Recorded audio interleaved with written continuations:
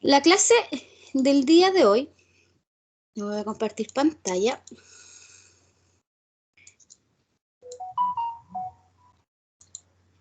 Es que algo puso en el chat la prof. Ya, es uso y valores de la biodiversidad, la conservación y el manejo de estos. Ustedes me dicen si se logra ver a pantalla completa la diapositiva.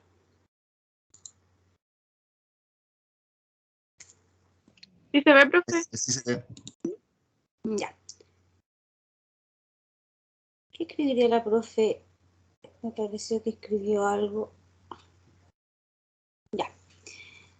Entonces, yo tenía como actividad inicial, ¿cierto? Que ustedes me respondieran en un Jamboard qué valores conocen ustedes o qué valores ustedes le dan a la biodiversidad.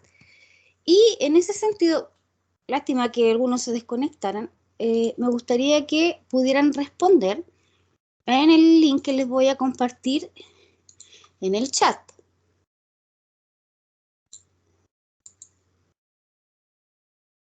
Con la profesora, si no me equivoco, ustedes han usado antes esta aplicación, así que no les va a costar. ¿Qué valores le dan ustedes a la biodiversidad o qué valores ustedes conocen que tiene la biodiversidad?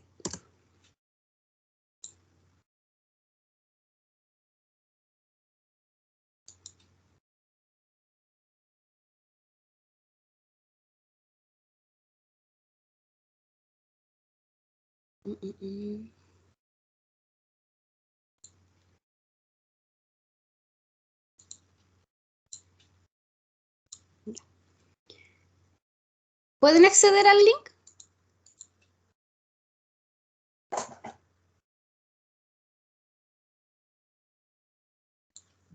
Sí, ahí empezaron a ingresar glotón anónimo.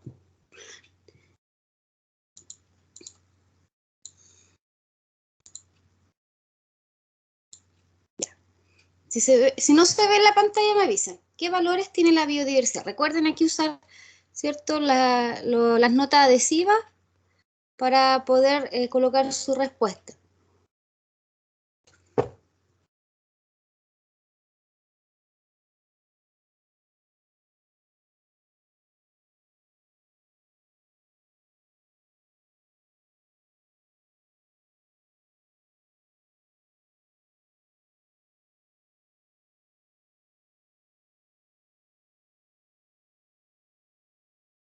¿Están respondiendo?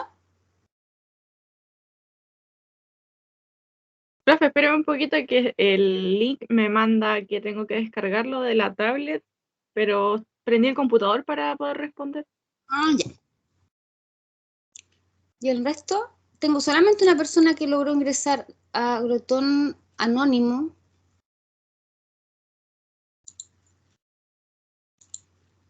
Yo tengo muchos problemas con la conexión, está muy lento mi computador, no he podido ingresar. Ya, entonces mejor no tratemos de ingresar, sino que mejor dígame usted en el chat o por audio, ¿qué valores ustedes conocen o qué valores ustedes creen que tiene la biodiversidad?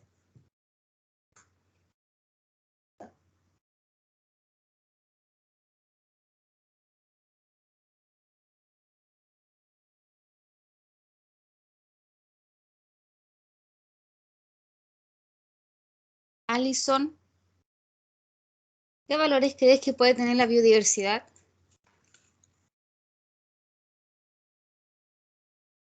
Tomando el contexto que ustedes consideren. Por ejemplo, dime, Natalia. Socialmente se tomaría como un valor económico. Ya, bien, sí. La biodiversidad, ¿cierto? Tiene un valor económico, si lo consideramos desde el punto de vista principalmente de una visión antropogénica, ¿cierto? Un valor económico, o sea,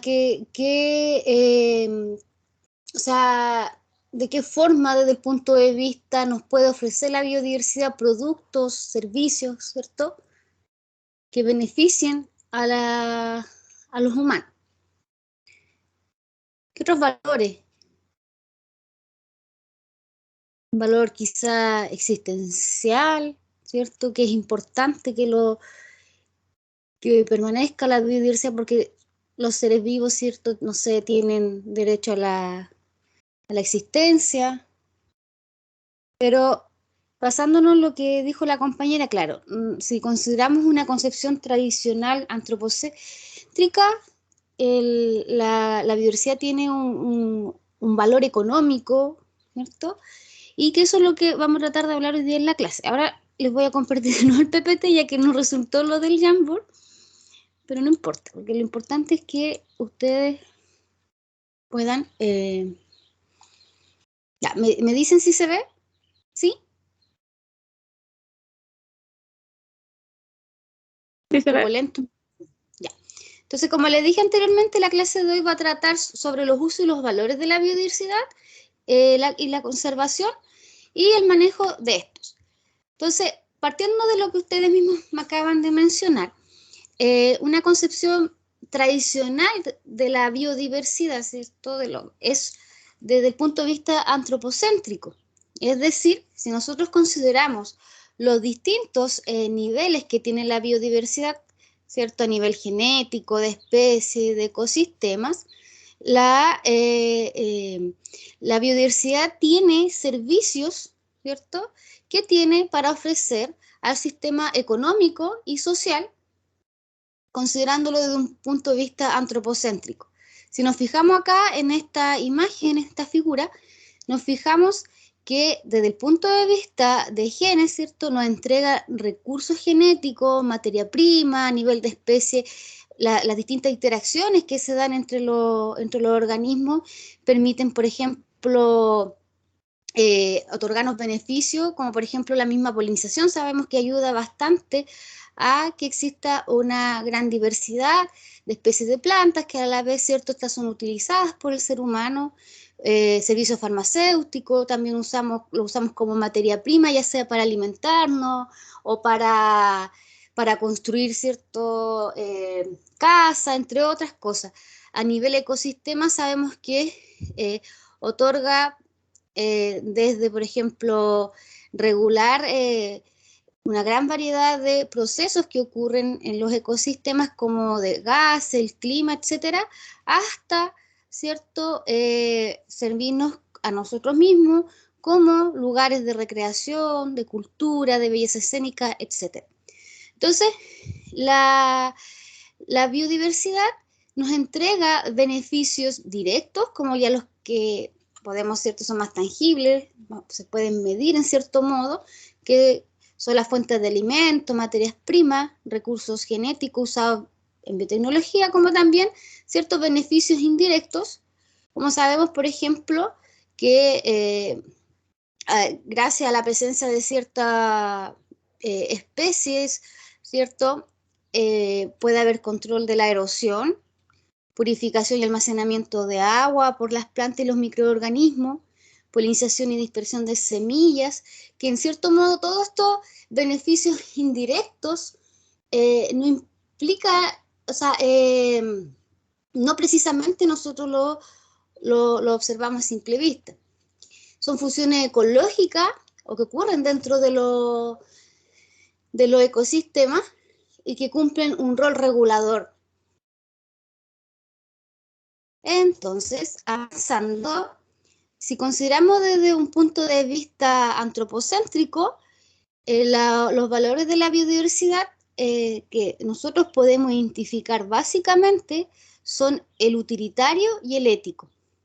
En cuanto al valor utilitario, tiene al menos 3 expresiones, que ya lo hemos mencionado antes. Por ejemplo, la biodiversidad tiene al hombre que entregar bienes que está dado por las plantas, los animales, los alimentos que esto otorgan, las pieles, además las medicinas que podemos obtener de esta biodiversidad.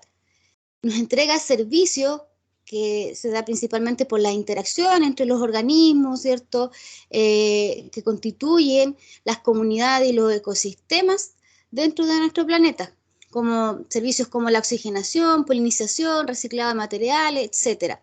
Y por último, ¿cierto?, él nos entrega el valor utilitario de la información genética, bioquímica y ecológica, entre otras, que se pueden utilizar para beneficio del hombre.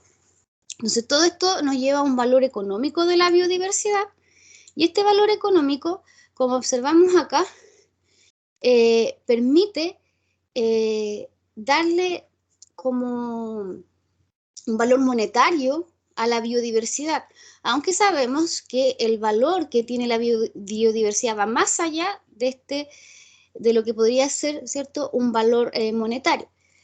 Y este valor va a estar dado de acuerdo a la importancia que tenga para un grupo determinado de personas. Por ejemplo, probablemente el valor económico que pueda tener la biodiversidad para, no sé, para un grupo de personas que habitan en un lugar determinado no va a ser el mismo de aquella, ¿cierto?, que vive en otra área. Por ejemplo, si nos fijamos acá, si tenemos una alta inversión en la flota pesquera ya, esto va a hacer que aumente la capacidad de extracción de estos bienes, y eso va a generar una ganancia, un aumento en la ganancia económica. Sin embargo, esto también puede llevar, como hay un aumento en la capacidad de extracción, a que estos peces, ¿cierto?, que se extraen tengan una reducción drástica, y eso lleve a que, si hay una recuperación muy lenta, haya un colapso de la industria y una doble pérdida desde el punto de vista económico y social significativa. Entonces, si bien la biodiversidad entrega un valor económico a la población humana, hay que tener en consideración también el no abusar, obviamente, que es lo que se discute muchas veces, de esta extracción de los recursos. De este modo, el Convenio sobre la Diversidad Biológica establece que la conservación de la diversidad biológica es interés común de toda la humanidad. O sea, es importante mantener, ¿cierto?, de generar estrategias de conservación, porque, en cierto modo, la biodiversidad entrega beneficios y servicios al ser humano, y no conservarla implica no solamente un daño a nivel, ¿cierto?, de ecosistemas, sino que también, ¿cierto?, de forma ya sea directa o indirecta en la especie humana. Por eso es importante conocer y resaltar los valores de la biodiversidad como estrategia inmediata para la toma de decisiones que sean concernientes en lo que es la planificación y desarrollo, ya que muchas de las decisiones se basan solamente en la índole económica, que es lo que podríamos decir que es lo más directo que podría afectar a la especie humana. Y no se toman en consideración otro tipo de valor, ¿cierto?, que podría ser mucho más importante que el económico. Entonces, la conservación de la biodiversidad puede ser considerada como un elemento esencial de cualquier propuesta de desarrollo sostenible, que es lo que hoy en día, ¿cierto?, se discute, que se está tomando en consideración para lograr precisamente, ¿cierto?, que las generaciones futuras no tengan problemas, ¿cierto?, con este abuso, por decir así, de la explotación de recursos y falta de conservación de la biodiversidad. Entonces, considerando el valor económico de la biodiversidad, tenemos esta figura que indica el valor económico total de la biodiversidad, el cual agrupa la totalidad de los diferentes valores económicos de la biodiversidad, distinguiendo las distintas maneras en que éstas benefician al ser humano. Desde ese punto de vista, el valor económico total los podemos subdividir en valores de uso y valores de no uso.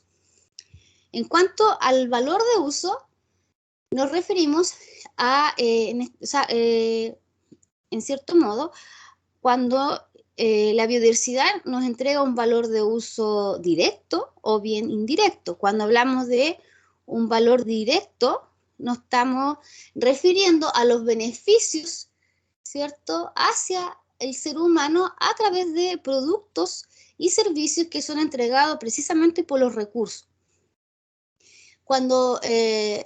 Y el valor directo también lo podemos subdividir en lo que es el valor extractivo y el no extractivo. Cuando hablamos de valor extractivo, son aquellos usados como materia prima y bienes de consumo, ya sea la madera, la leña, el forraje. Y cuando hablamos de no extractivo, nos referimos a aquello cuando es percibido por los individuos desde el punto de vista como actividades recreativas, culturales, religiosas, científicas, de educación, etc. En cuanto al valor de uso indirecto, se refiere a lo que ya habíamos dicho anteriormente, a funciones, por ejemplo, que se dan dentro de los ecosistemas, que cumplen un rol regulador y que a la vez, de forma indirecta, ¿cierto?, regulan las actividades económicas que sustentan los recursos biológicos que están asociados a los valores de uso directo. En cuanto al valor de no uso, tenemos, este se puede subdividir en valores de opción, ¿cierto?, que se refiere a nuestros posibles usos futuros de los servicios que entrega la biodiversidad, valor delegado, ¿cierto?, usos posibles para las generaciones a futuro, y valor de existencia, en este caso, tiene que ver con el derecho de existir, porque, ¿cierto?, es un derecho que concierne a toda vida dentro del planeta. De ahí vamos detallando cada uno de estos. Entonces, se le debe asignar un valor a los ecosistemas y a las especies. Y como mencionamos anteriormente, desde el punto de vista de este uso directo, ¿cierto?, puede darle un valor extractivo, como lo da, ¿cierto?, los recursos que nosotros explotamos, como la madera, la leña, y por otro lado, no extractivo, a través de actividades de recreación como el ecoturismo. También un valor potencial a futuro, ¿cierto?, generando programas de mejora que permitan, en cierto modo, conservar a la especie y no solamente, ¿cierto?, pensar en los beneficios que pueda entregar en el presente. Este otro mapita conceptual que habla de lo mismo y empieza como coloca ejemplos de cada uno de los valores económicos, ¿cierto?, de lo que es la biodiversidad. Como le dije, valor de uso directo e indirecto, muestra los ejemplos, ¿cierto?, el valor opcional, existencial, que son estos tipos de valores de no uso. Ahora, considerando, por ejemplo, un valor de uso directo, podemos tomar en cuenta lo que ocurre con especies de digüeñes. Muchos de ustedes, sobre todo en este tiempo, se sale a buscar digüeñes. Esto entrega un valor de uso directo desde el punto de vista local. Si nos fijamos en los registros económicos del país, no hay registro de la venta o consumo de los digüeños. O sea, todo esto es como más informal. Pero son esenciales para poder mantener poblaciones humanas a nivel local. Y si lo consideramos desde otro punto de vista, también entrega un valor quizás indirecto. No sé si ustedes lo ven, porque muchas veces hay personas que salen, usan como paseo familiar y recreativo el ir a buscar digüeñes y no necesariamente con la finalidad tanto de que sea algo o sea, va de la mano también con el extraerlo del punto de vista para consumo. Pero, por ejemplo, para las lugareños que colectan este hongo y que lo venden, ¿cierto?, entrega un uso y beneficio directo. Y bueno, como esta tablita, este cuadro muestra las distintas especies de digüeñes y, ¿cierto?, dónde estas son más abundantes, dependiendo, ¿cierto?, las localidades y considerando, ¿cierto?, a qué altura del nivel del mar se encuentra. Entonces, hay que tener en cuenta que el 80% de las poblaciones en el mundo dependen de las medicinas y los recursos que son derivados ya sea de especies de vegetales o de animales locales, aportando, ¿cierto?, un valor de uso directo a nivel local. Por otro lado, ¿cierto?, tenemos otras especies que han logrado adquirir un gran valor de mercado, como lo es un cangrejo, que es el cangrejo cacerola, Limulus polyphemus. Este cangrejo es una especie que está amenazada, está en peligro de extinción, es un fósil viviente y sus poblaciones se están reduciendo de forma lenta pero constante. ¿Qué pasa con esta especie? El cangrejo cacerola es una especie clave para mantener las comunidades ecológicas de aves y peces. Sin embargo, las causas que están relacionadas precisamente con su disminución tienen que ver con el cambio climático y, por otro lado, la sobrepesca y captura para poder usarlo en las farmacéuticas, ya que su hemolinfa, ¿cierto?, se utiliza en test de toxicidad de medicamentos. Entonces, si nos fijamos, a pesar de que está en peligro de extinción, ha cobrado un gran valor de mercado porque esta sustancia, ¿cierto?, que se utiliza precisamente en esos test, no es posible crearla no es posible sintetizarla. Entonces, es necesario obtenerla a partir de la hemolinfa de estas especies. Ahora, desde el punto de vista de los valores de la biodiversidad de uso indirecto, como dijimos anteriormente, hablamos de uso indirecto cuando el beneficio que se obtiene o el valor que se le da a la biodiversidad o bien al recurso en sí es de forma natural sin que lo tengamos que explotar o extraer. Y ese valor llega a ser mucho más elevado si lo consideramos desde un punto de vista de un valor de uso directo. Porque, por ejemplo, si observamos acá, esta tabla muestra distintos ecosistemas, ¿cierto? De costa, de océanos abiertos, de bosques tropicales, de lagos, ríos, etc. Y muestra, ¿cierto? En este caso, de qué forma, ¿cierto?, en millones de hectáreas, ¿cierto?, la totalidad de área que cubre, ¿cierto?, y el valor, ¿cierto?, anual local en dólares por hectáreas por año. Entonces, estos valores, o sea, generalmente se le da ese valor directo a la biodiversidad para considerarlo de un punto de vista medible y qué tanto aporta para la especie humana, pero nosotros sabemos que en sí todos los procesos, todo lo que ocurre dentro de los ecosistemas, ¿cierto?, o sea, dentro de los distintos niveles de la biodiversidad, excede un valor en comparación con el uso directo. Sabemos que el valor indirecto de la especie y de los sistemas es imposible de reemplazar, ya que poseen, ¿cierto?, entre unos y otros una situación de alta dependencia. Entonces, una forma igual de poder quizá darle un beneficio desde el punto de vista humano, pero también desde el punto de vista para la biodiversidad, está el ecoturismo.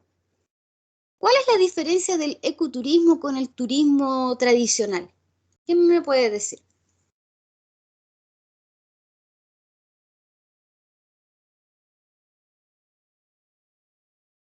Javiera, ¿me ibas a decir tú? Profe, yo opino que es como la diferencia en que uno es como más ecológico que el otro, porque el turismo puede ser así como súper relajado, no preocupándose por el medio ambiente, y el ecoturismo es más como que tiene que ver con el ecosistema, o sea, es como más importante para la gente que hace ese tipo de turismo, yo creo.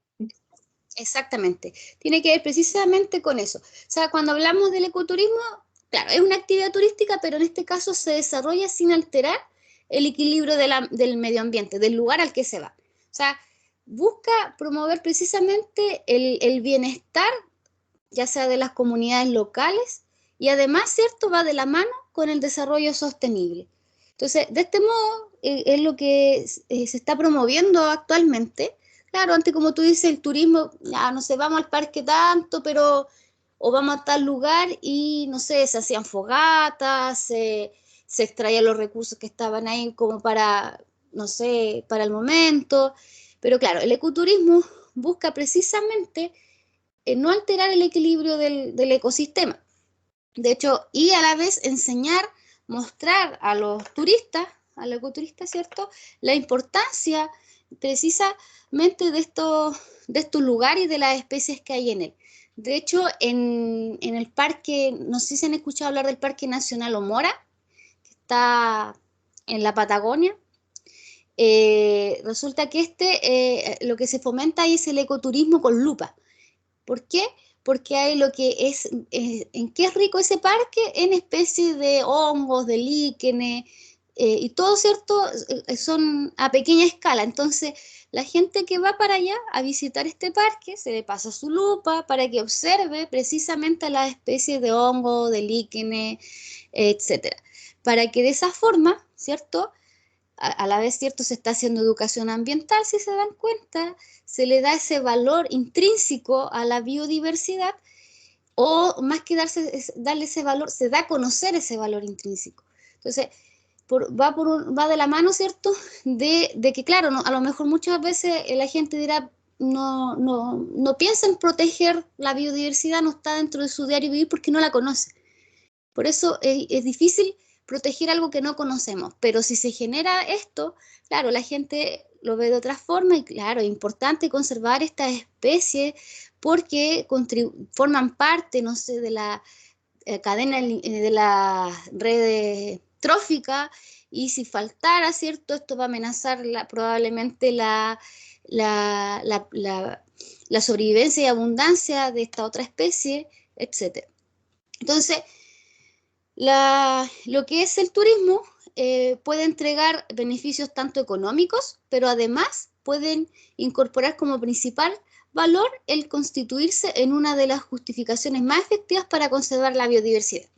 Y de esa forma poder aportar, ¿cierto?, con planes de manejo. Entonces, bueno, el caso, por ejemplo, de los mismos profesores, ustedes es cierto que algunos, no sé si todos, pero son estudiantes de carreras de pedagogía, ¿cierto? Fomentar precisamente hacer este tipo de actividades cuando se realizan, por ejemplo, salidas a terreno. Entonces, por otro lado, por ejemplo, ¿qué hubiese pasado si hacia Alto Biobío no se hubiese promovido el ecoturismo antes de que se crearan estas represas? Entonces, ahí para esa zona, era un lugar rico en biodiversidad o en cosas, ¿cierto? En paisaje escénico. También tenemos una vasta cultura para allá, ¿cierto? De lo que son, ¿cierto? Los pehuenches. Pero ¿qué pasó? Y ahí quizá en parte somos culpables nosotros como ciudadanos, nunca le hemos dado el valor o nunca hemos considerado ese valor precisamente a esa biodiversidad. Entonces, ¿qué pasó? Claro, por eso llegan empresas que, ¿cierto?, destruyen y extraen de estos lugares, ¿cierto?, todo lo que sea importante desde el punto de vista económico. O sea, ¿cierto?, todo lo que es un valor de uso directo. Entonces, con eso, ¿cierto?, si contribuimos precisamente a este tipo de valores, se da un efecto en la reducción de prácticas de extracción directa, ya que lo que importa es la belleza natural. Reduce el impacto humano no solo sobre la biodiversidad, sino que también sobre las culturas locales y su integración con el medio cultural en su conjunto, que es lo que, ¿cierto?, siento yo que a veces falta. Entonces, los valores indirectos más importantes de la biodiversidad son los que aparecen aquí, ¿cierto? No se los voy a leer porque no tiene, o sea, ustedes después lo pueden tener, pero por ejemplo, si nos fijamos acá, desde la productividad ecosistémica, de todo lo que nos entrega, desde la energía solar, ¿cierto?, a biomasa, inmovilizada por el hombre, hasta el valor educativo y científico que nos puede entregar la biodiversidad de forma de valor a través de valores indirectos. Por ejemplo, todas estas relaciones que se dan entre las especies, sabemos que gracias al efecto de los polinizadores se ahorran millones de dólares al año, porque gracias a esta acción desde el punto de vista indirecto, ¿cierto?, de uso indirecto, tenemos, ¿cierto?, aporta toda la variedad de especies, ¿cierto?, de plantas en las cuales precisamente participan estas especies polinizadoras. O sea, por eso a veces también se le empieza a dar un valor a los recursos ecosistémicos, precisamente porque probablemente con un valor monetario uno le encuentre ese valor, ¿cierto? Que no se lo ve de forma intrínseca. Entonces, dentro de los valores de uso potencial tienen que ver, por ejemplo, como vemos acá, tenemos valores de uso farmacéutico, distintas drogas que se utilizan o medicamentos que se utilizan en la medicina que son otorgadas por distintas, principalmente por especies de plantas, pero también tenemos especies de animales como los ofídeos, los himenópteros y los gasterópodos, que también pueden entregar sustancias químicas que son utilizadas dentro de las farmacias. Entonces, si nos fijamos acá, la industria de medicamentos percibe unos 300 billones de dólares al año y para ello utilizan diversas especies de plantas que son dependientes de otras plantas y fauna. Entonces, ahora, incluso para poder desarrollar un medicamento sintético es necesario tener el conocimiento base de otras formas de vida que son silvestres. Entonces, necesitamos de la biodiversidad el valor de uso potencial para precisamente tratar enfermedades y a la vez, ¿cierto?, poder salvar vidas. Y por último, ¿cierto?, hablamos de un valor existencial que se le puede dar a la biodiversidad, que es un valor de no uso, ¿cierto? Se le asigna al beneficio de la existencia. O sea, ya sea se tenga o no algún otro valor económico actual o potencial, ¿cierto? Se le da este valor. Ahora, aquí hay ciertos lugares, ciertos sectores de la sociedad, generalmente en los países desarrollados, que tienen como meta mantener ciertos recursos y lugares y que en algún momento podrían verse o visitarse o simplemente contribuir a que no desaparezcan. Aquí en Chile, ¿cierto? Se ha luchado mucho, sobre todo en la Patagonia, de conservarlas cuando se han querido instaurar empresas que pretenden precisamente generar un efecto el cual obviamente va a cambiar este lugar y obviamente, ¿cierto? Aquí sale la población a protestar, ¿cierto? Contra estas empresas para evitar precisamente que eso ocurra. También, por otro lado, existe un sesgo taxonómico o interés mayor por ciertos lugares emblemáticos. O no solamente por lugares emblemáticos, sino que por ciertas especies. Entonces, o por ciertas especies que habitan en esos lugares que son emblemáticos. Entonces, la biodiversidad, si nos fijamos, tiene distintos, o sea, podemos considerar los valores de la biodiversidad de distintas aristas. Por ejemplo, los valores éticos que se le da a la biodiversidad, no considerando solamente el valor económico, sino que también, ¿cierto? Sabemos que muchas culturas, sobre todo, por ejemplo, acá en la cultura mapuche, ¿cierto?, mantienen un respeto ético por la especie y todos los sistemas que le proveen los recursos, ¿cierto?, de forma sostenida. Y eso es lo que se intenta precisamente lograr, ¿cierto? Pero es algo que todavía, ¿cierto?, está complejo porque siempre se le ve principalmente el valor económico a la biodiversidad. Como dice acá, los manifiestos y actas de conservación de especies o sistemas hacen mención al valor ecológico, educativo, histórico, científico, estético, recreativo, pero no el económico. Todas estas que vamos a ver a continuación, todas estas actas, todo que Chile en cierto modo ha adoptado, tienen que ver precisamente con darle este tipo de valor. Entonces, no sé si hay alguna duda hasta acá. Si se entiende o fue muy rápido, muy enredado, que igual yo creo que están acostumbrados a las clases de la profesora. Si hay alguna duda, me dicen.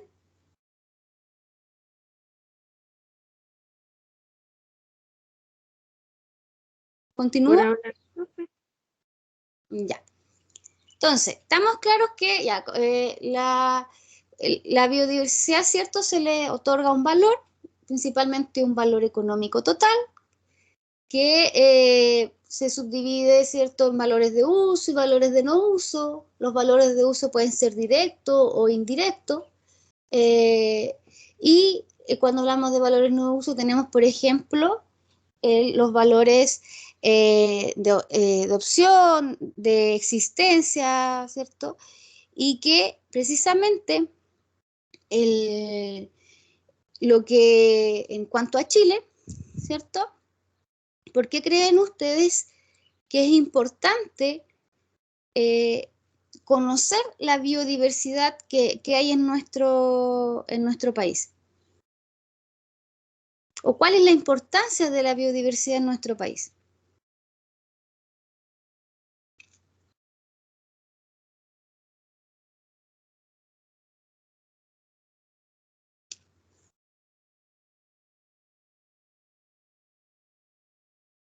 ¿O la importancia de conservarla? ¿Qué tiene de especial la biodiversidad en nuestro país?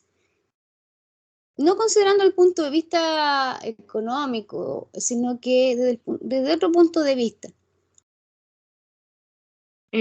Profe, en mi opinión es que la biodiversidad en nuestro país es muy diversa porque es como que hay distintos tipos de ecosistemas a lo largo de Chile y sobre todo se concentra creo que en la región del Biobío, que hay Ya, una gran cantidad de especies. exacto. O sea, tiene que ver, como tú misma mencionas, que existen, claro, una diversidad de especies y que además no las encontramos en otras partes del mundo. Hay un alto nivel de endemismo. No sé si ustedes han escuchado hablar de los hotspots, puntos calientes donde se conserva una gran diversidad, ¿cierto? Un alto nivel de endemismo, etcétera. Bueno, en cuanto a Chile, existe un hotspot que se llama Chilean Winter Rifle Valdivian Forest, que es cierto de los bosques valdivianos y que se extiende desde la costa del Pacífico hasta las cumbres andinas, incluyendo una franja estrecha costera y las islas Juan Fernando y una pequeña área de bosques que están adyacentes en Argentina. Y como su compañera mencionó, claro, incluye la región del Biobío, igual incluye también la Araucanía, ¿cierto? Parte desde más o menos, desde un poquito más al norte de Santiago. Entonces, lo que tenemos un alto nivel de endemismo con especies que no están en otras partes y como dijo Javiera, si no me equivoco fue Javiera, tiene que ver precisamente con esta diversidad de ambientes que hay en Chile, con esta diversidad de, por ejemplo, también cierto, tenemos una gran diversidad de climas, hay una gran variedad de biomas. Entonces, todo eso genera, como hay una gran diversidad de este tipo de ambientes, que a la vez, ¿cierto?, genere que hayan especies únicas, ¿cierto?, que no están en otra parte del mundo. Porque también se produce, ¿cierto?, este aislamiento que no permite, obviamente, que haya una propagación hacia otro sitio. Entonces, la biodiversidad chilena en el pasado parte con estudios que fue realizado por Claudio Gay en 1847, quien fue contratado por Chile, por el gobierno chileno, para realizar estudios de los recursos biológicos de Chile. Más tarde estos estudios fueron complementados se siguieron realizando estudios por Felipe, quienes los complementa con los estudios de Gay. Entonces, se fue determinando que en Chile existía habían especies que no están en otra parte del mundo. Chile no tiene una riqueza, quizás no es tan diverso en comparación quizás con el Amazonas, ¿cierto? O con Brasil, pero sí tiene un alto endemismo, es decir, sobre todo en lo que es especies de anfibios que no están en otro lugar del mundo. Esas especies están acá solamente y en ninguna otra. Entonces, una de las medidas que Chile ha adoptado para precisamente proteger esta biodiversidad es la Agenda 2030, ¿cierto? Agenda 2030, donde se une, ¿cierto?, a los 17 objetivos de la sustentabilidad o 17 ODS, así se abrevia el objetivo de la sustentabilidad. Estos también están incorporados en la Estrategia Nacional 2017-2030, donde, ¿cierto?, se toman como medidas conservación y uso racional de humedales, actividades transversales, ¿cierto?, áreas protegidas, conservación de especies nativas, conservación de biodiversidad marina e islas oceánicas. Entonces, este convenio de la diversidad biológica y Estrategia Nacional de Biodiversidad 2017-2030 propone, ¿cierto?, distintos enunciados que, ¿cierto?, tienen la finalidad precisamente con proteger la biodiversidad. No lo voy a leer esto porque me interesa que lo... Además, en Chile, ¿cierto?, se ha considerado, ¿cierto?, las 20 metas Aichi que con la finalidad, ¿cierto?, de mantener la biodiversidad. Estas se subdividen, como vemos acá, estas metas en 5. Ay, perdón. ¿Cierto? Ay, perdón. Metas nacionales.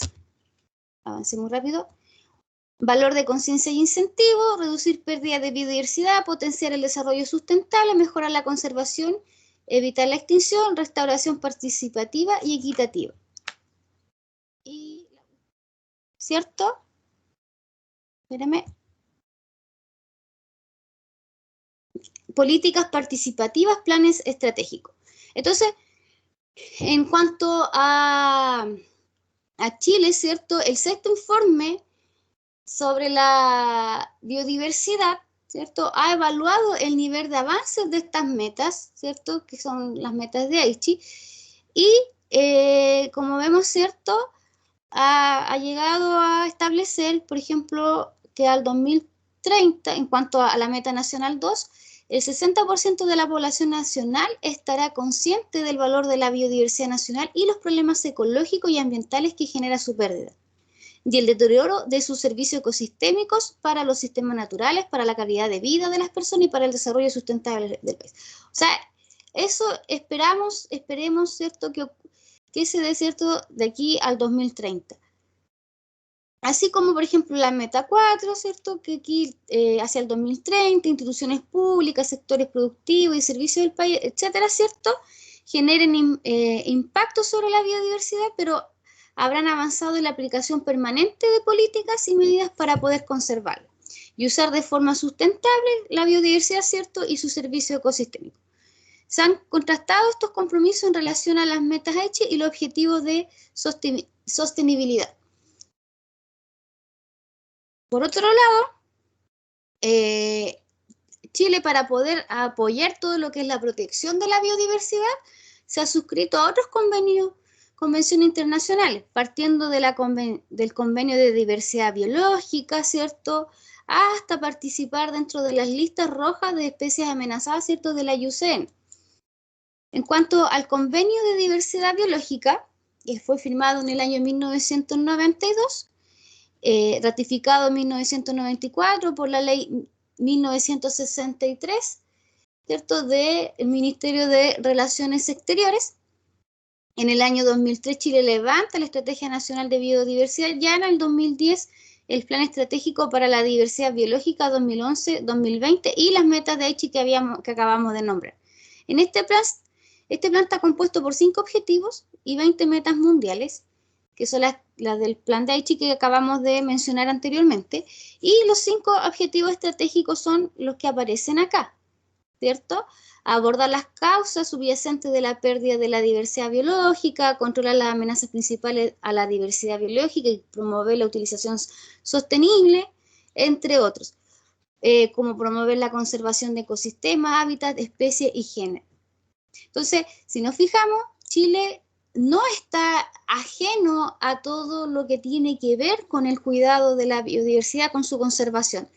De hecho, forma parte también del convenio de la Convención de Ramsar, que es un tratado que es internacional, de cooperación internacional, y que tiene que ver precisamente con lo que es la conservación de los humedales, conservación de los humedales y sus recursos. Se llama Ramsar porque fue firmado en Ramsar, que está en Irán, ¿cierto? Y lo que intenta este convenio, ¿cierto?, es entregar orientaciones para el uso racional de los humedales y el manejo de estos sitios. En cuanto a Chile, si nos fijamos, tenemos una serie de humedales, ¿cierto?, que forman parte de la protección del convenio Ramsar. El más grande, ¿cierto?, con 96.439 hectáreas, es el Salar de Tara, que está en Antofagasta. Y el más austral, por ejemplo, tenemos el de Magallanes y Antártica, que está en Magallanes y Antártica chilenas, que es Bahía Lomas. El más nortino es el Salar de Suriri. Todo esto, ¿cierto?, son protegidos, están dentro de lo que es el convenio de Ramsar. Otro convenio en que Chile ha firmado para mantener la biodiversidad es el convenio de especies migratorias. Este convenio, aquí, ¿cierto?, todas aquellas especies que son migratorias y están amenazadas de extinción están incluidas en un apéndice dentro de la convención, que es el apéndice 1. Entonces, lo que busca es precisamente proteger estrictamente a estas especies, conservando, restaurando los lugares donde viven, sobre todo aquellos lugares también donde ¿cierto?, nidifica. Entonces, y además, ¿cierto?, el convenio sobre el comercio internacional de especies amenazadas, ¿cierto?, donde si uno accede a esta página puede encontrar todas las especies dentro de que están dentro de los apéndices de este, ¿cierto?, tratado, que están en cierto modo que se prohíbe por decirlo así, llevarlas de un país a otro, o sea, todo lo que es el comercio internacional de esta especie. De hecho, aquí hay una página, la rana chilena, por ejemplo, la rana chilena no se puede comer, aún así, ¿cierto?, o sea, se puede comer, pero me refiero a está protegida, tiene que ser bajo ciertos lineamientos, tener criaderos de la rana, no extraerla del medio natural para que sea cierto un delito gastronómico. Y en muchas partes precisamente no saben hacer el cultivo de rana, y lo que hacen, ¿cierto?, es extraerla del medio natural. Como dije también anteriormente, Chile también forma parte de lo que es establecer lo que es la lista roja de especies de la IUCN, ¿cierto? Hay muchas especies que probablemente no están evaluadas, pero las que están evaluadas están dentro de estos distintos criterios de evaluación dentro de la IUCN, que ustedes, si gustan, pueden ingresar al sitio y ahí buscar a lo mejor si su especie que predilecta está categorizada dentro de la lista roja de la IUCN o no, y en qué categoría de conservación. Entonces, muchas veces para poder determinar ciertas áreas de prioridad para su conservación, se usan, entre otros aspectos, la cantidad de especies que habitan en esa área, ¿cierto?, estén en riesgo. Amenazado, vamos desde vulnerables, ¿cierto?, en peligro, ¿cierto?, peligro crítico, ya extinto, pero por ejemplo cuando ya no hay preocupación, vamos desde estos niveles hacia abajo. Ahora, que no esté evaluado no significa que no esté en peligro tampoco, porque si no está evaluado se desconoce, lo mismo que si hay datos deficientes se desconoce, a lo mejor es una especie que sí está en declive, está siendo amenazada, pero como no hay estudios suficientes para corroborarlo, no está en las otras categorías. Entonces, para poder establecer precisamente si una especie dentro de una categoría u otra, precisamente se analiza la población y el tamaño, si posee subpoblaciones, en qué estadio se encuentran los individuos dentro de esa población, duración de una generación, si esa población está en declive o no, se está reduciendo, si la disminución es continua, ¿cierto? O va en aumento, entonces, o solamente se ocurrió en una temporada en específico. Entonces, todos esos criterios se utilizan para poder establecer si una especie queda en una categoría o en otra dentro de la lista roja de la IUCN. Por ejemplo, de las 35 especies sobre las que se ha indicado una tendencia poblacional, la ballena jorobada tiene una tendencia creciente, es decir, que va en aumento, pero esto es gracias principalmente a que después que se cazó por tanto tiempo se ha realizado una prohibición internacional de caza. Sin embargo, las otras especies están consideradas, ¿cierto?, en declive. Y bueno, por diversos factores, no solamente considerando el efecto directo del hombre, sino que también, ¿cierto?, producto del cambio climático, que en cierto modo ha sido acelerado por la especie humana. Entonces, definiciones, clave usada de los criterios de la lista IUCN. También, por ejemplo, podemos ver el hábitat, ¿cierto? Si el hábitat original ha sido fragmentado, por ejemplo, porque se creó una represa o porque se construyó una carretera.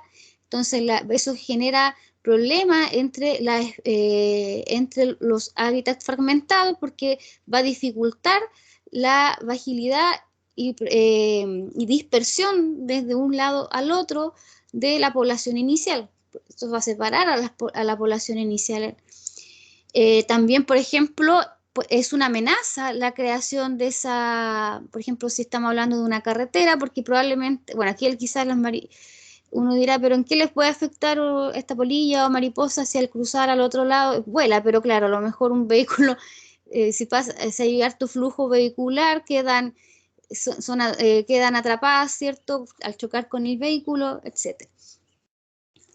O, por ejemplo, lo que ocurrió hacia Alto Biobío con las represas que crearon, ¿cierto? Todo eso antes era había un bosque nativo donde habían ciertas especies, se inundó, muchas tuvieron que emigrar y otras se murieron ahí debido a la inundación.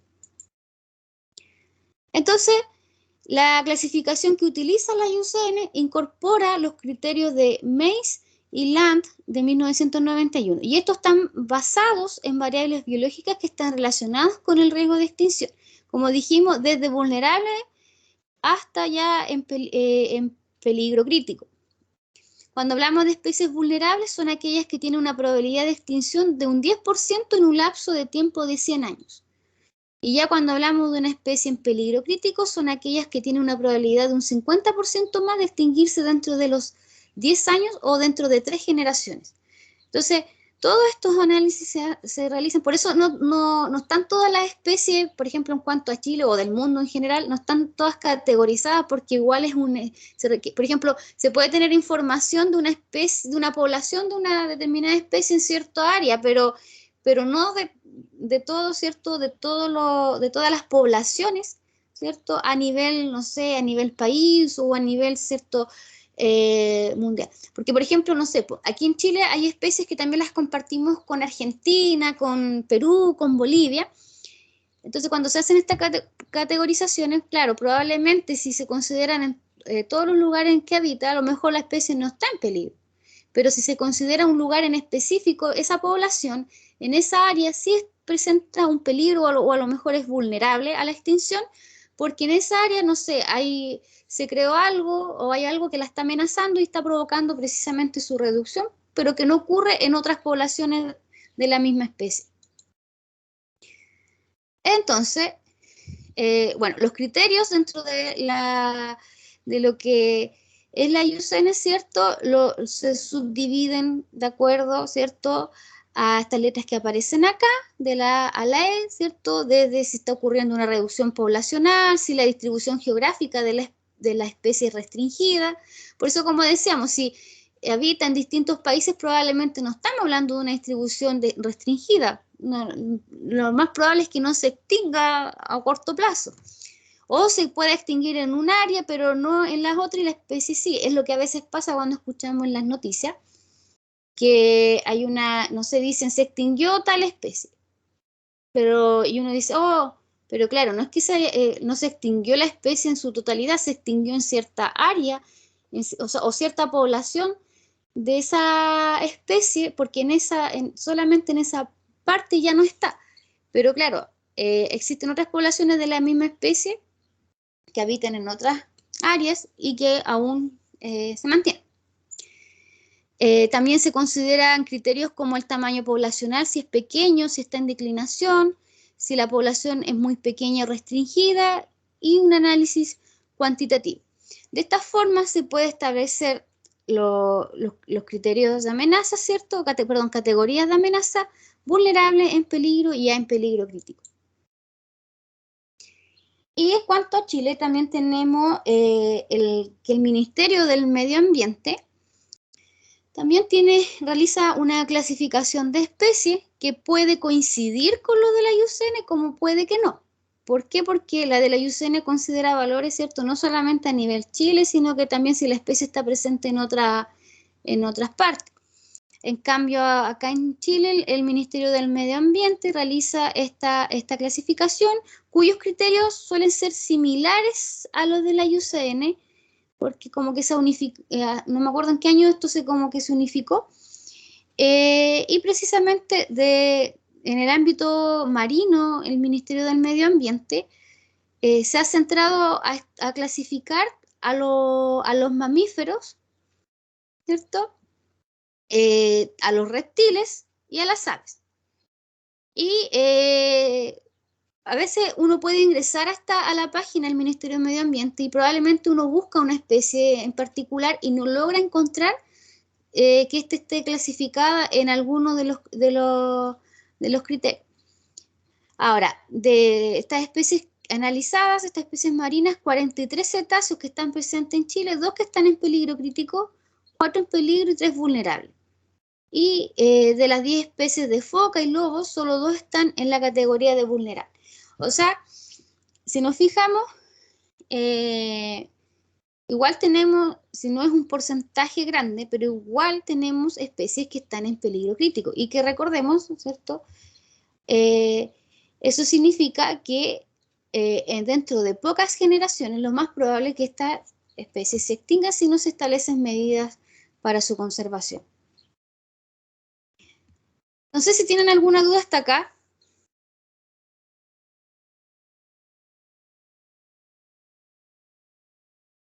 ¿Conocen alguna especie donde ustedes viven, ¿cierto?, que esté amenazada?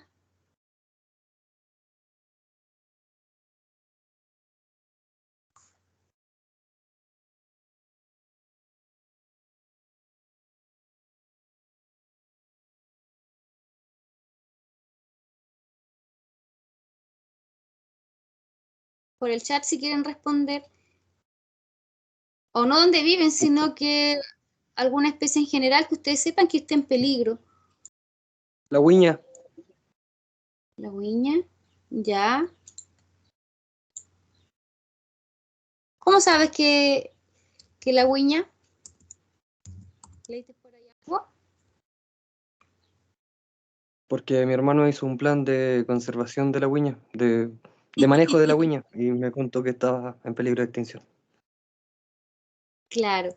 De hecho, aquí estaba buscando, me sale que está vulnerable, pero que está en reducción. Pero ya hay que ver, ¿cierto?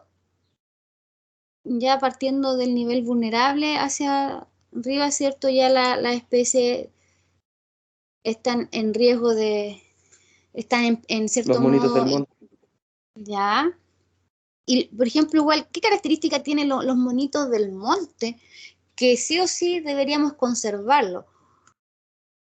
Que son los únicos marsupiales, bueno, esos marsupiales chilenos almacenan grasa en su cola, son bastante pequeños en tamaño, su distribución no es tan amplia. Claro, son endémicos, pero de Chile y también de Argentina, pero más que nada de la parte suroeste. Entonces, tienen características, son únicos, como tú mencionas, son los únicos marsupiales de acá de Sudamérica. O sea, hay distintas especies, pero son, a lo que me refiero es que no, eh, no están por ejemplo, no lo vamos a encontrar en otras partes de América, por ejemplo, o en otras partes del mundo. ¿Qué más? Por ejemplo, los anfibios, los reptiles, han escuchado, los mamíferos, casi siempre nosotros nos vamos más por los mamíferos, que son como especies más emblemáticas. La Pero, ranita de Darwin, es la más conocida. ya, de hecho sí, muchas veces dice la ranita de Darwin por el hongo quítrio, ¿cierto? Aunque siempre hay que fijarse si realmente están en peligro de extinción, o sea, si están en peligro crítico, si son vulnerables. De hecho, muchas veces, claro, la ranita de Darwin está en categoría vulnerable, pero todo esto de la categorización va a ir cambiando y sobre todo ahora considerando estos nuevos antecedentes que se pueden estar dando precisamente por el cambio climático o bien porque en áreas donde quizás antiguamente estaban han sido alteradas. No sé si ustedes recuerdan, en Concepción o acá en Los Ángeles habían quizás humedales que ya no existen, ¿cierto? Y que en cierto modo, porque se fueron construyendo edificios nuevos, etcétera, y eso ha generado precisamente que se pierdan las especies que habitaban en esa área. Entonces, tenemos un problema grave con la reducción de la biodiversidad, eso ya lo sabemos. Sin embargo, a pesar de ello, Chile ha establecido convenios para proteger la biodiversidad, basándonos principalmente desde un valor de no uso, no considerando tanto el beneficio que nos puede entregar a nosotros como humanos. Entonces, es importante, no sé si todos ustedes son profesores, Alison, Natalia, o sea, van a ser profesores. Alison, ¿tú estudias pedagogía? Natalia. Yo sí estudio pedagogía en ciencias naturales y biología. ¿Y Alison?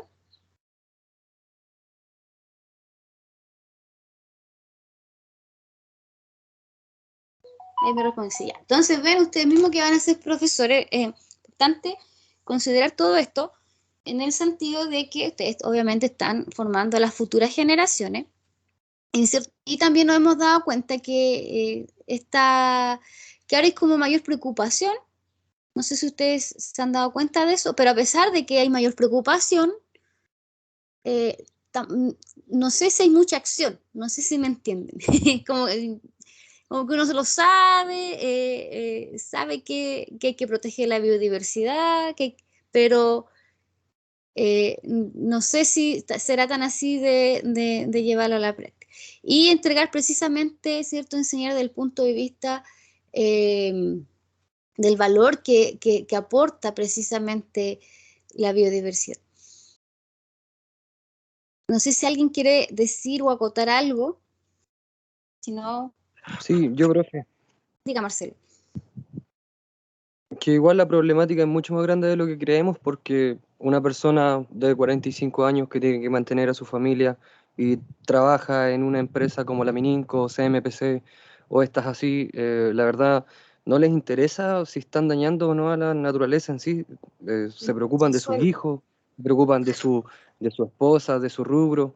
Entonces la problemática va más allá de educar a los pequeños, a los niños, sino que generar empresas que sean conscientes de la problemática y que también hagan efectivo un cambio radical. Exacto. O sea, claro, nosotros quizás podemos tratar de contribuir en algo, pero si eso si nos suma de forma significativa, si siguen manteniéndose empresas como tú lo acabas de mencionar, donde las personas por necesitar este trabajo tienen que hacer ciertas acciones que, aunque a lo mejor no estén de acuerdo o les dé lo mismo, ¿cierto? Va un tema más allá que necesitan llevar sustento al hogar. Entonces, precisamente se tiene que regular, se tiene que resguardar de que Y eso es lo que pasa, porque, por ejemplo, ahora que tú lo mencionas, yo hace un tiempo atrás trabajé en un proyecto que fue generado para Arauco, porque en Arauco, el proyecto MAPA, si no me equivoco, sí, LAT-MAPA, iban a colocar unas torres que iban a generar electricidad para creo que se estaban ampliando en Arauco, estaban creando se estaban construyendo, ¿cierto?, una estructura nueva. Y claro, el proyecto en el cual participé se trataba de sacar las especies que estaban cercanas al área donde se iban a construir estas torres y llevarlas, ¿cierto? Relocalizarlas en otras áreas, ¿cierto? Cercanas, pero que no iban a ser afectadas por la colocación, ¿cierto?, de estas torres. Y que precisamente estas zonas fueran donde no hubiese, obviamente, pino y eucalipto, sino que más bien bosque nativo. Porque, claro, tenemos pino y eucalipto en Arauco, pero también habían parches que todavía quedaba bosque nativo. Claro, o sea, era si se fijan, no, y pagaban muy bien, o sea, imagínense, creo que pagaban como, si no me equivoco, 90.000 pesos diarios a los biólogos que hacían este trabajo. Y yo creo que los biólogos donde más pueden ganar son precisamente en esta empresa, pero si te das cuenta, será tan así tanto porque claro, o sea, se salvaron, se relocalizaron estas especies, pero también hay muchas de ellas que no fueron rescatadas, por decirlo, y si en sí, o sea, estas empresas como por tratar de decir, no va a causar ni un impacto porque tenemos un proyecto que se trató de relocalizar la fauna, ¿cierto?, en otros lugares donde no van a ser afectadas, entonces seguimos en marcha con la creación de lo que pensábamos hacer. Entonces, claro, está haciendo algo la empresa, pero ¿será suficiente? ¿Será suficiente con eso? A la larga igual se van a crear esas torres. ¿Y qué pasan con esas torres? De hecho, en una parte donde ya habían instauradas esas torres, había una serie de, no me acuerdo si eran sí, los tordos, estos pajaritos negros completos, ¿cierto? Unas, así como en el camino, sus 20 o 30 muertos, porque ya habían unos que ya llevaban harto tiempo en descomposición y que estaban muertos porque chocaban con estos cables de las torres de contención. Entonces, claro, rescatamos a los anfibios, a los reptiles, a los ratones que habían principalmente, pero ¿qué pasa con las aves que van a pasar por esa zona que no en cierto modo no habitualmente lo hacían, pero que ahora no? Entonces, o sea, claro, generamos proyectos, pero veamos si realmente sirven o no, porque yo a la larga, claro, o sea, en ese momento uno dijo, oh, qué bacán el trabajo, hoy pagan bien, pero claro, después uno hace su análisis y empieza, en realidad, no es mucho, no veo tanto el aporte o sea, de este proyecto, o sea, claro, ayuda a mitigar un poco el daño que van a causar, pero no es suficiente, a mi parecer. Entonces, como ustedes mismos mencionan, la cosa va más allá, como dijo Marcelo, es más grave o es más, es más complejo de lo que se ve. No basta así como con esa iniciativa, pero por algo se parte, probablemente educando desde el punto de vista de la sustentabilidad, estas futuras generaciones no vean tanto el valor económico, sino que más bien, ¿cierto?, todo este valor intrínseco o generar, en cierto modo, como dijo Marcelo, empresas, ¿cierto?, que puedan hacer cosas, ¿cierto?, causando el mínimo impacto posible en el medio ambiente. O más bien, ¿cierto?, que puedan generar algo en reversa. O sea, que de qué manera yo puedo contribuir, ¿cierto?, generando, no sé, una energía más limpia, porque hasta estas instalaciones de torres eólicas, ¿cierto?, de de estos molinos, les digo yo, también generan daño. Entonces, al final, ¿qué es lo que no causa tanto daño y que pueda ser beneficio para el hombre, ¿cierto? Pero que no dañe tampoco al ecosistema? Ya, chiquillo, no sé si alguien quiere aportar algo más. Porque todo este tema de la... Sí, señorita, la Alison. Ah, no, la Alison me contestó delante de la... Ya, miren, yo les voy a dejar una tarea. Les voy a compartir acá, que va a quedar en el PPT, que se los voy a compartir igual. Iba a querer que fuera en parejas, pero yo creo que mejor lo hacen individual. ¿Se ve el PPT?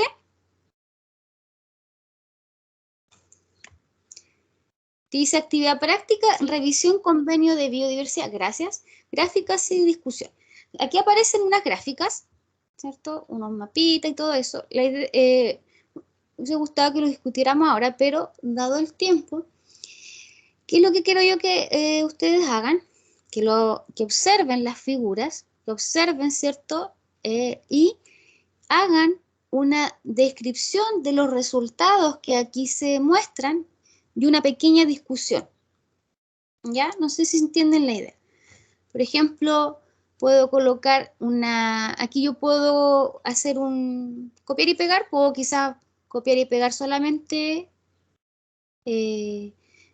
estos 3 gráficos y hacer una descripción y luego coloco el mapita o lo coloco todo junto y hago una descripción. ¿Qué es lo que me está queriendo decir el primer gráfico, el segundo, el tercero y el Chile, ¿cierto? Que aparece aquí con estos numeritos. Y luego, ¿cierto? Hacer como por un lado, una descripción, qué me está diciendo esta información, qué me está entregando esta información, y por otro lado, como su interpretación basándome probablemente en otras publicaciones. Una discusión que yo puedo hacer, que es lo que yo creo que dándole esa explicación, que probablemente, no sé, si aquí estoy hablando de una reducción de algo, aquí probablemente se debe, por ejemplo, acá habla de las presiones y principales amenazas, ¿cierto? Cambio de uso de suelo, desarrollo de sectores productivos. Entonces, no es necesario que sea uno por uno, pueden hacer como una descripción en general, ¿cierto? De cada cosa, y luego, ¿cierto? Una discusión. Y, ¿cierto? Acá igual. Esto que hablan de los distintos estados de conservación, por ejemplo, aquí nos podemos fijar que en la zona centro-sur, ¿cierto? Aquí tenemos muchas especies que están en peligro, ¿cierto? Acá también.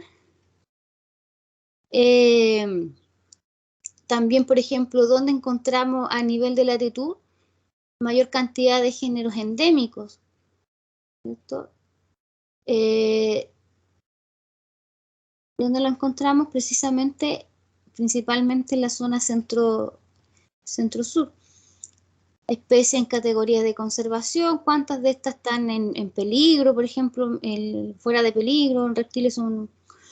y si nos fijamos, ¿cierto?